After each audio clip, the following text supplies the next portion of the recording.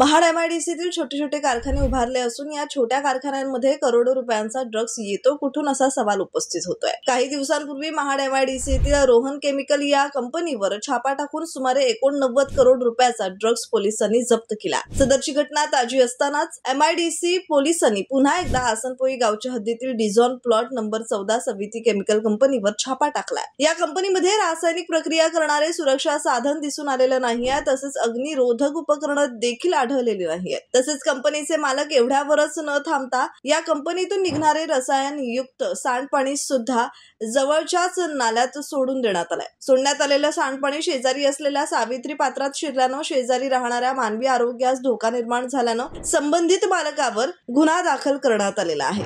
संजय यशवंत धुमाळ असं आरोपीचं नाव आहे। त्याचबरोबर कंपनीमध्ये उत्पादन केलेल्या मुद्देमालाचे नमुने पोलिसांनी घेतले असून मुंबई कलिना येथील प्रयोग विश्लेषक रासायनिक प्रयोगशाळा येथे सदरचे नमुने तपासणीकरिता पाठवण्यात आले। सदरची कारवाई महाड एमआयडीसी पोलीस प्रदूषण नियंत्रण मंडळ आणि एमआयडीसी कार्यालयामार्फत करण्यात आली असून या कारवाईमुळे छोट्या मोठ्या केमिकल कंपन्यांचे धाबे दणाणलेत। महाड एमआयडीसीतील लहान आणि बंद कंपन्यांमध्ये करोडो रुपयांचा ड्रग्स येतो कुठून असा प्रश्न देखील आता सर्वसामान्यांना पडलाय। पोलीस नाईक इक्बाल शेख यांनी महाड एमआयडीसी पोलीस ठाणे येथे फौजदारी तक्रार दाखल केली असून महाड उपविभागीय पोलीस अधिकारी शंकर काळे आणि सहाय्यक पोलीस निरीक्षक जीवन माने यांच्या मार्गदर्शनाखाली पोलीस उपनिरीक्षक मुंढे या संपूर्ण गुन्ह्याचा अधिक तपास करतायत। जागृत महाराष्ट्र न्यूज, रामदास चव्हाण, महाड, रायगड।